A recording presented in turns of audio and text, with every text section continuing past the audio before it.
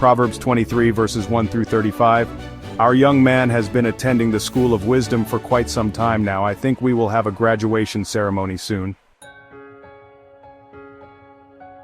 When thou sittest to eat with a ruler, consider diligently what is before thee, and put a knife to thy throat, if thou be a man given to appetite. Be not desirous of his dainties, for they are deceitful meat. I can state this in very commonplace language. Don't make a pig of yourself when you are invited out to eat, especially if you are invited to a place that serves you gourmet food, the type of food that you are not accustomed to eating. In fact, it would be better, he says, to cut your throat than make a pig of yourself. In other words, be temperate in all things. Use moderation and self-control even when you eat. In our day, the theory is that some folk eat, not because of real hunger, but because of a psychological factor. Some people eat when they are under tension, when they are uptight. We should be relaxed and enjoy our meals, but eat in moderation. Labor not to be rich, cease from thine own wisdom.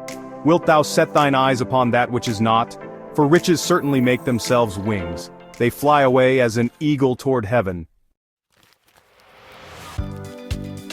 You have probably noticed that the United States dollar has an eagle on it. Believe me, that eagle will fly away if you're not careful with it. I find that the eagles on my dollars take off all the time. We cannot depend on riches. The whole thought here is this: there is nothing wrong in being rich, there is nothing wrong in working to be rich. However, don't make that the goal in life. Wealth should not be the very object of our hearts. Some men have a lust, a thirst, a covetousness to make the almighty dollar, and the dollar becomes their god. A child of God is not to do that. A wealthy man told me, I do not make money for the sake of money. I make money for what it can do. At first I made money for what it could do for me. Now I make money for what it can do for God. There is nothing wrong in a man becoming wealthy. The wrong comes when there is the overweening desire of the heart for money. That is covetousness. Actually, it is modern idolatry. In the United States, we do not find people bowing down to worship idols. However, we do find people busily engaging their whole lives in the worship of the almighty dollar. When I pastored a church in the downtown financial district of Los Angeles, I found that men, even including some Christian men, were far more zealous in coming down early on a Monday morning to watch the stock market open than they were on Sunday morning to attend church service. I met such a man rushing to the stock market display at the brokerage on a Monday morning. He met me, greeted me cordially, and told me what he was going to do. I mentioned to him that we had been missing him at church. He said, "Well, you know, I haven't been feeling very well." That is interesting. He didn't feel well enough to come to church, but he was well enough to worship his God very early on a Monday morning. That's covetousness, and that is what the proverb is talking about. That is a false god, and that false god is an eagle that will fly away at any moment. Eat thou not the bread of him that hath an evil eye, neither desire thou his dainty meats. For as he thinketh in his heart, so is he. Eat and drink, saith he to thee, but his heart is not with thee. The morsel which thou hast eaten shalt thou vomit up, and lose thy sweet words. Here is good advice for the young man, especially for the young preacher. On several occasions I have been warned by ministers with whom I have had Bible conferences. They have said something like this: "Now you will be invited to dinner by so-and-so, but you be very careful what you say if you go there, because they are name droppers, as you will find out. They will ask you certain questions, and they will use your answers against you later on." Well, when I am relaxed at a meal and talking with friends, I can easily say something that can be misconstrued. Not too long ago I had such an experience. A couple used certain things that I had said about a personal friend of mine. I was just kidding, because I love that man.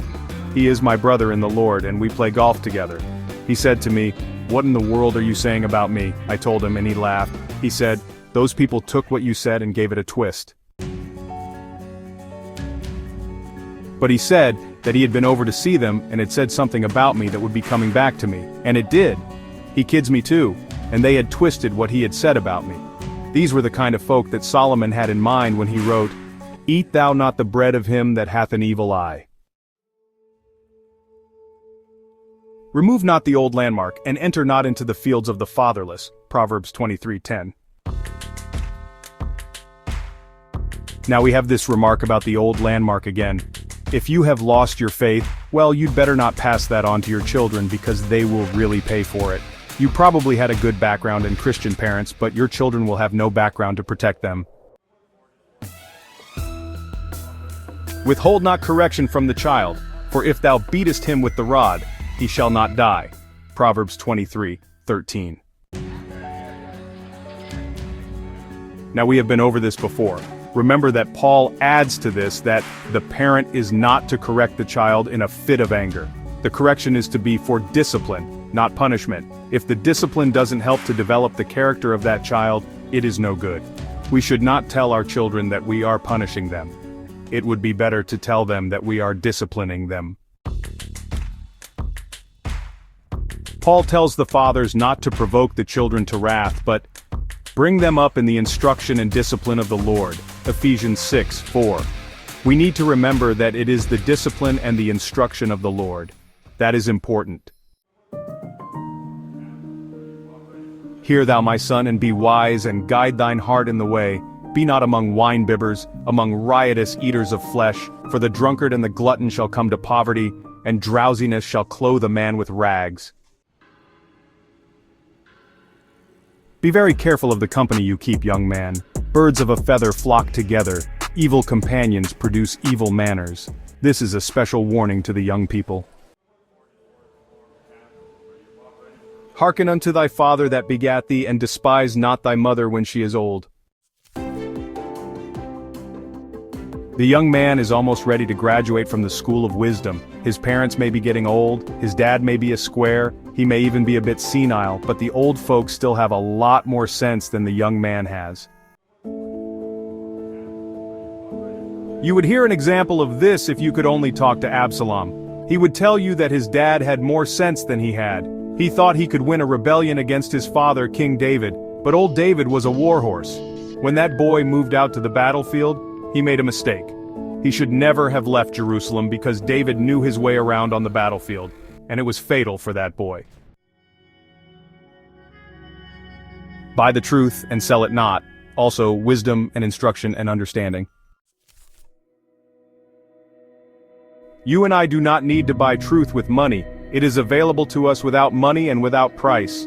Ho, everyone that thirsteth, come ye to the waters, and he that hath no money, come ye buy and eat. Yea, come buy wine and milk without money and without price. Isaiah 55 verse 1. Christ is all of this for the child of God. He is truth and wisdom and understanding. The brilliant young Pharisee Saul, who became the Apostle Paul, tells us about it. But of him are ye in Christ Jesus, who of God is made unto us wisdom and righteousness and sanctification and redemption. 1 Corinthians 1 verse 30. My son, give me thine heart, and let thine eyes observe my ways. Proverbs 23 verse 26. Someone may say, Dr. McGee, I thought you said that God doesn't want our old, dirty, filthy hearts. That's right, he can't use them. But when he says, my son, give me thine heart, he is not talking to the unsaved man. He is talking to his son. He is talking to the one to whom he has given a new heart, a new nature, who has been born again. Now he says to that one, I want you to come to me, and I want you to yield yourself to me. If you love me, keep my commandments. If you have been redeemed by the blood of Christ, you can sing, take my poor heart and let it be forever closed to all but thee. Take my love, my Lord, I pour at thy feet its treasure store. For a whore is a deep ditch, and a strange woman is a narrow pit. If anyone thought I was wrong in saying the stranger was a harlot, then here is a parallelism that shows the two are synonymous. That should answer that question. She also lieth in wait as for a prey, and increaseth the transgressors among men. The lives of two men illustrate this. There is the story of Judah in the book of Genesis. That is a sorry chapter which tells his story when he went into a harlot. Then there is the story of Samson. If he were here today, he would say, I found out that a harlot is treacherous. She can betray you without a qualm. Who hath woe? Who hath sorrow? Who hath contentions? Who hath babbling? Who hath wounds without cause? Who hath redness of eyes? They that tarry long at the wine, they that go to seek mixed wine. Proverbs 23:29-30. Here again is a warning against this matter of drunkenness. We have heard many warnings about wine and women, but there is no song. Because, at the last it biteth like a serpent, and stingeth like an adder. Thine eyes shall behold strange women, and thine heart shall utter perverse things. Yea, thou shalt be as he that lieth down in the midst of the sea, or as he that lieth upon the top of a mast. They have stricken me, shalt thou say, and I was not sick. They have beaten me, and I felt it not. When shall I awake? I will seek it yet again. Proverbs 23:32-35. What a picture of drunkenness this is.